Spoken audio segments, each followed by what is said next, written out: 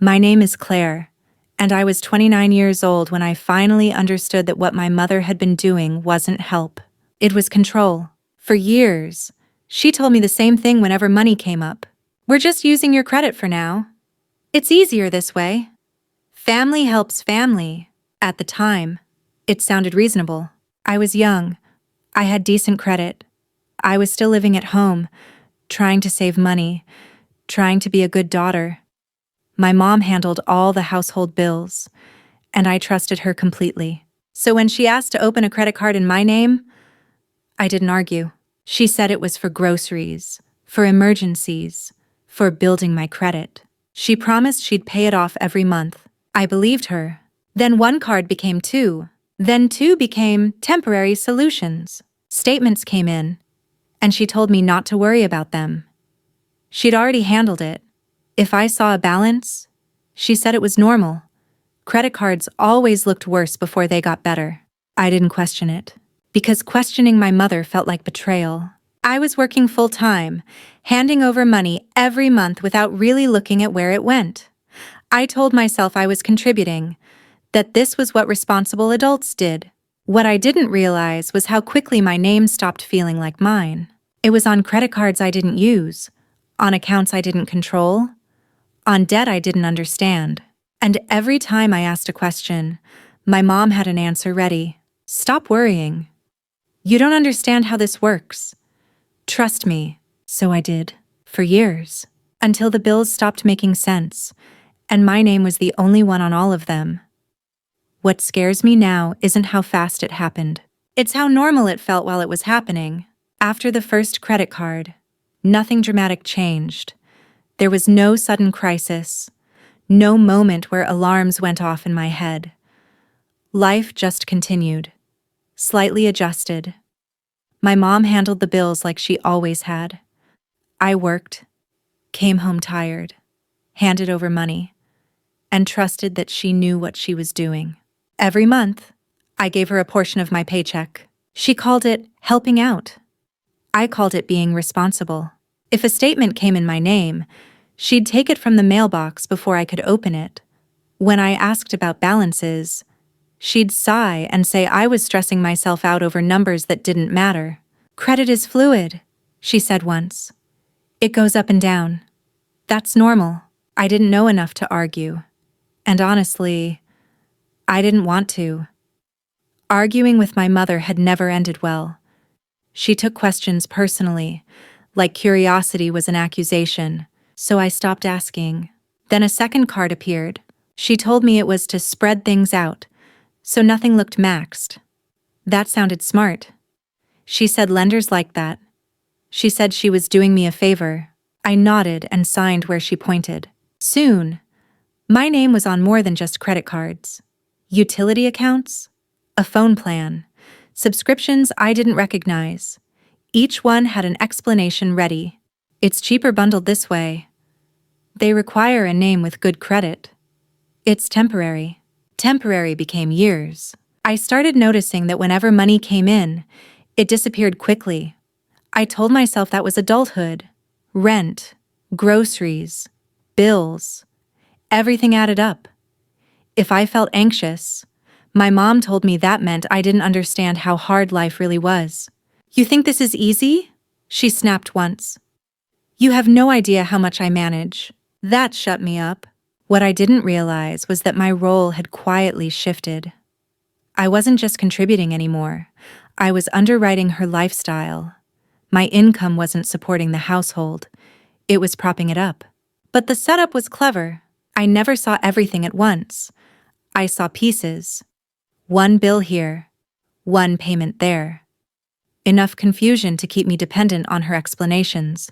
And because she was my mother, I believed her. There were moments I almost caught on. Like the time I checked my credit score and saw it had dropped sharply. I brought it up carefully, already bracing myself. She laughed. Everyone's credit fluctuates, she said.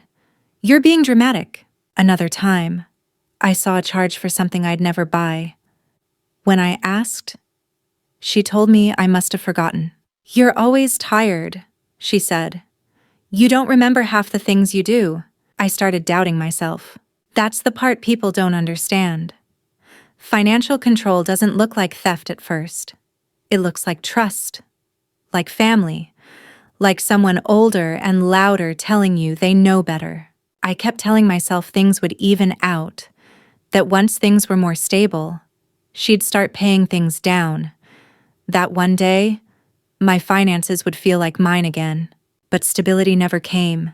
Instead, the debt grew quietly, steadily, hidden behind her confidence, and every time I felt uneasy, she reminded me how much worse things would be without her managing everything. "You'd be lost," she said once. "You don't know how any of this works." I believe that too. By the time I finally logged into one of the accounts myself, years had passed. The numbers on the screen didn't make sense. Balances were higher than my annual income. Late fees stacked on top of interest. Cards I didn't remember opening were nearly maxed out. And every single one of them had my name on it. That was the moment I realized something had gone very wrong. Not all at once. Not with panic. With a quiet, sinking clarity. This wasn't help anymore. It hadn't been for a long time. I didn't uncover the truth in one dramatic sweep. It happened in pieces. One afternoon, I needed my credit score for a rental application. Nothing urgent, just routine.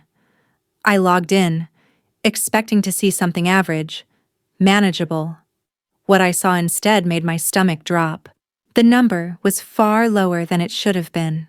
At first, I assumed it was a mistake. Systems glitch, old data, something temporary. I refreshed the page, logged out, logged back in. It didn't change. That's when I started clicking, account by account, line by line. There were balances I didn't recognize, payment histories showing missed due dates I knew nothing about, cards I had never held in my hands, all opened in my name. Some had been active for years. I felt dizzy. I tried to trace the charges, groceries I didn't buy, subscriptions I'd never signed up for, purchases made while I was at work, miles away. None of it matched my life. I printed everything out and spread it across my bed like pieces of a puzzle I didn't want to finish. Every piece pointed back to the same conclusion. This wasn't a misunderstanding.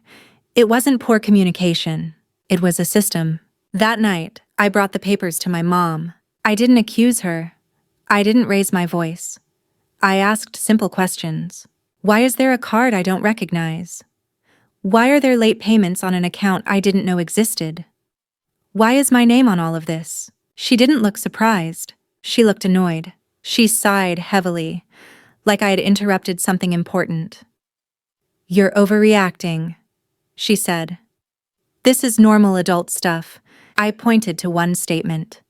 "This balance is higher than my yearly income." She waved it off. "Balances don't mean anything. They go up and down." I showed her another page. "This card was opened 3 years ago. I never agreed to this." She crossed her arms. "I told you we needed it at the time." "That's not the same as me agreeing," I said. Her expression hardened. "You live here," she said. "You eat food. You use electricity. That costs money." "I know," I replied. "But this..." I gestured to the pile of papers. "This isn't just household bills." She snapped then. "Do you think I did this for fun?" she shouted. "Do you think I enjoy stressing about money all the time?" I tried to slow the conversation down. "I just need to understand what's in my name." She leaned forward. "You wouldn't survive a month without me handling this." That sentence landed harder than she expected, because for the first time, I realized something wasn't adding up. If she was helping me, why was I afraid to look? If this was normal, why did everything feel hidden? I asked one last question. "How much do I actually owe?" She didn't answer. She changed the subject, started talking about how ungrateful I was, how much she sacrificed, how hard her life had been. I recognized the pattern immediately. I'd seen it my whole life. Every time things got uncomfortable, she shifted the focus to guilt, and it worked. For about a day, then the numbers came back into my head.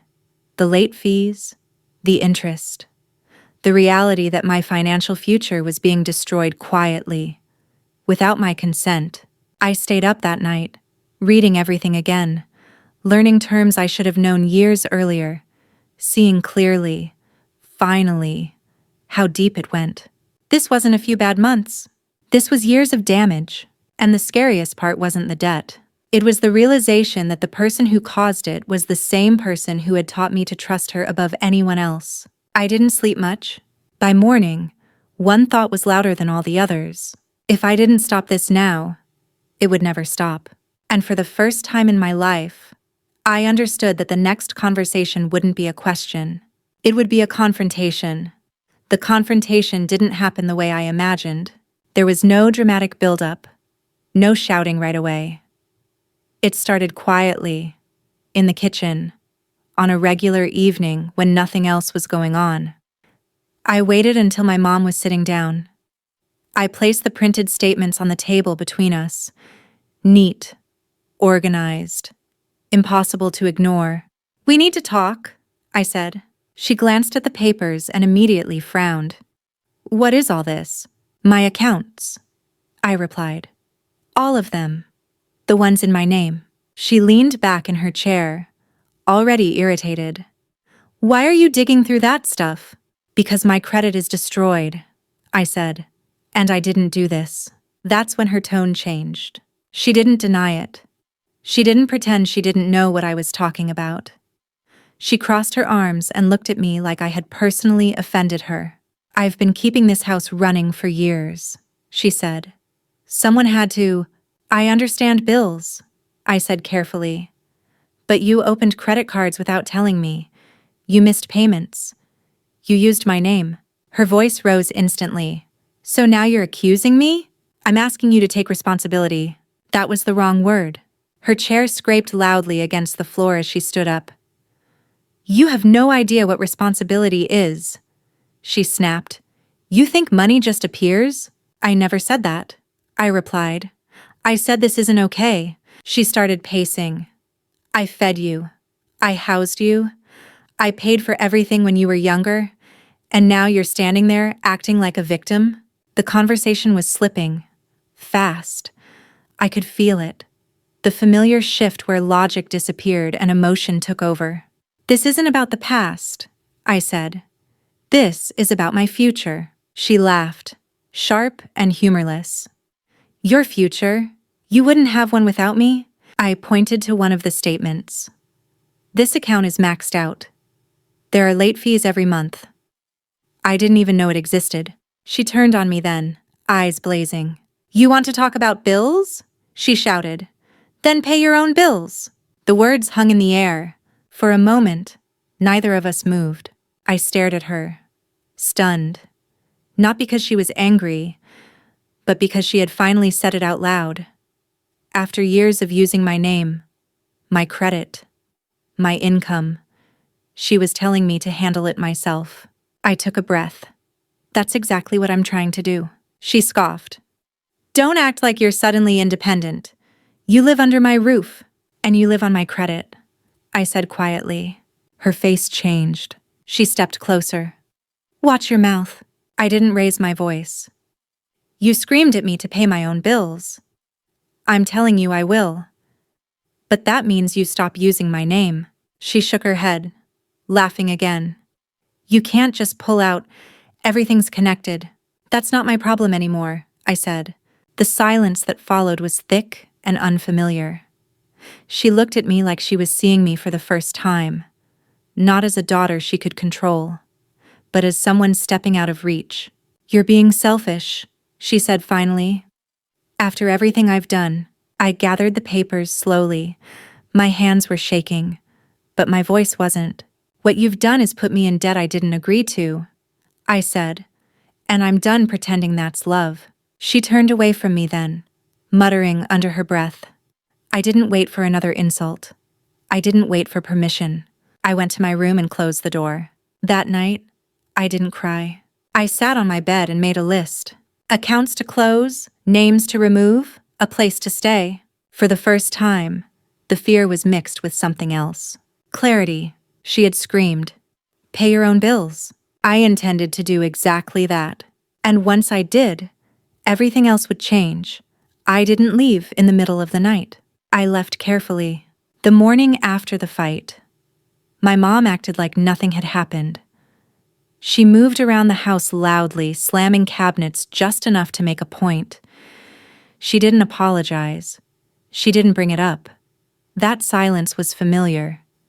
It was how she signaled that I was supposed to feel guilty and come crawling back. Instead, I made coffee and sat at the table with my laptop. I started with the basics. I called the credit card companies one by one. I verified my identity. I asked for full account histories. The numbers were worse than I thought. Years of charges, years of minimum payments barely keeping things afloat. Late fees stacked on top of interest like a punishment for trusting the wrong person. When they asked if I recognized the charges, I told the truth.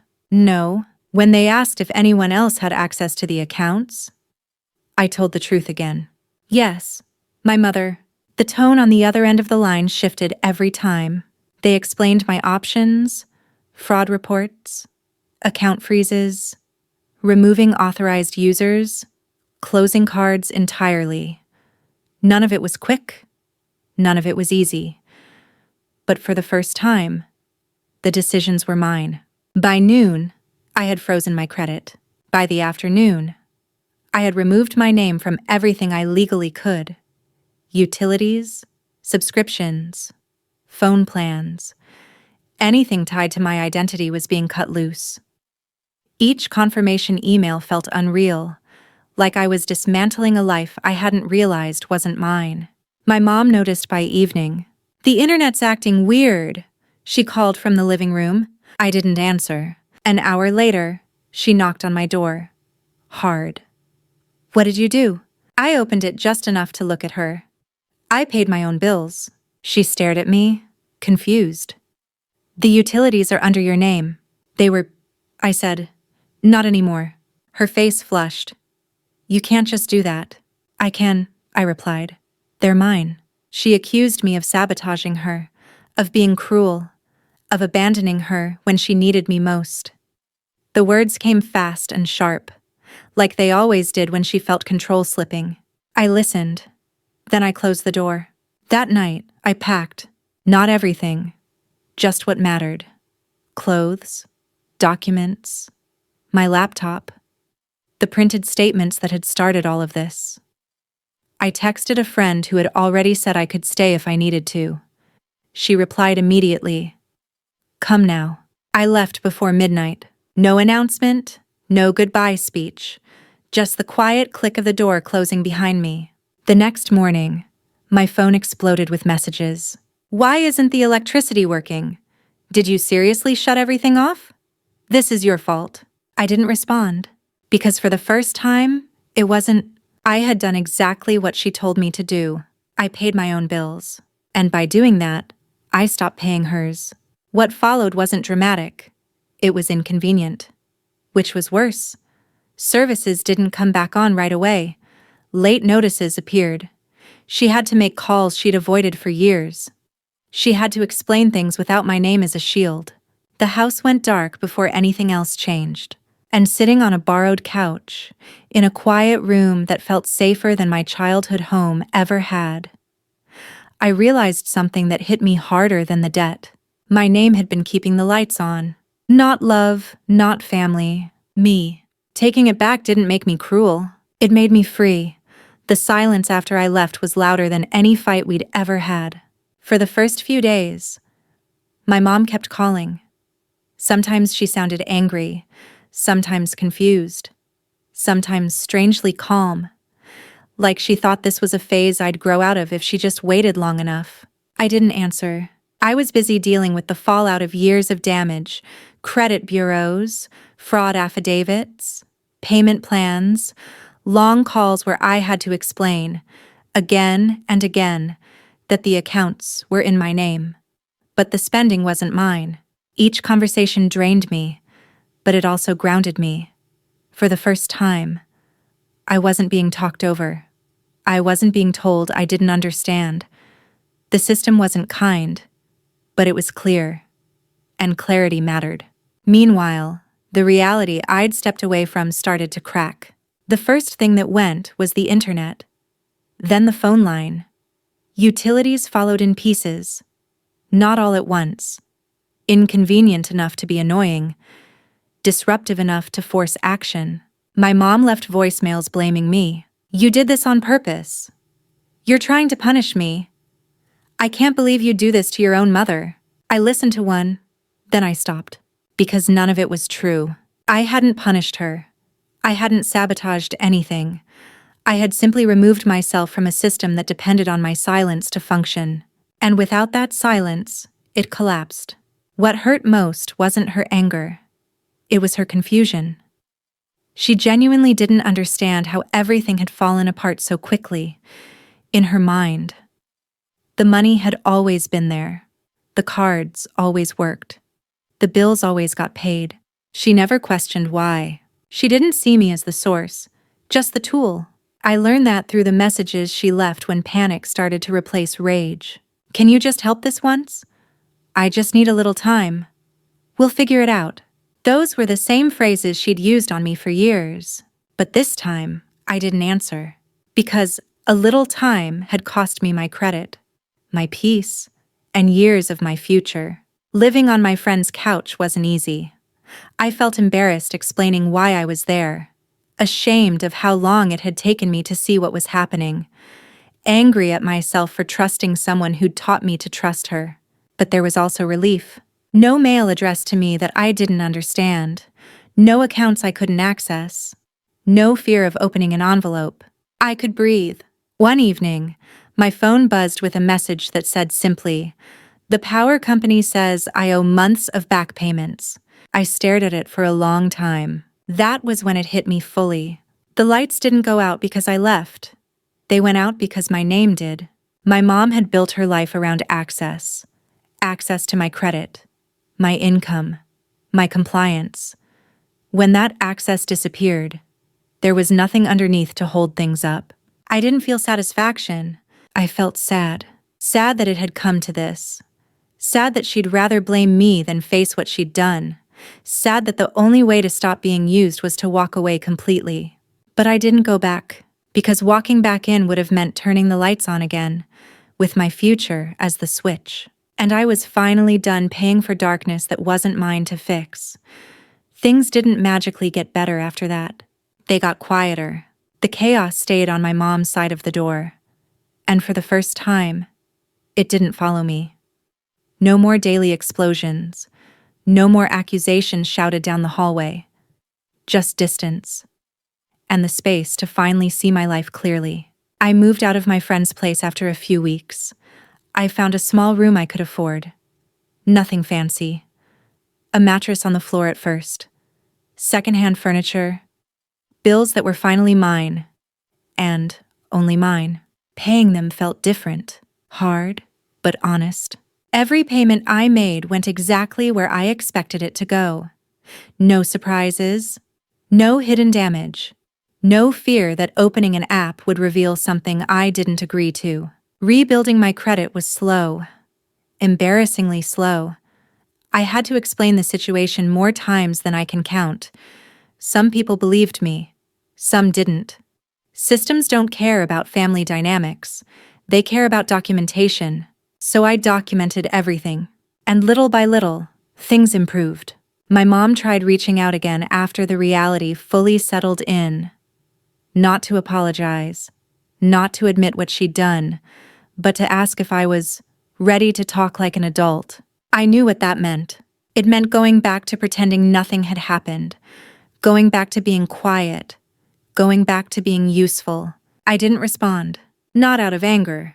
Out of self-respect. The hardest part wasn't the money.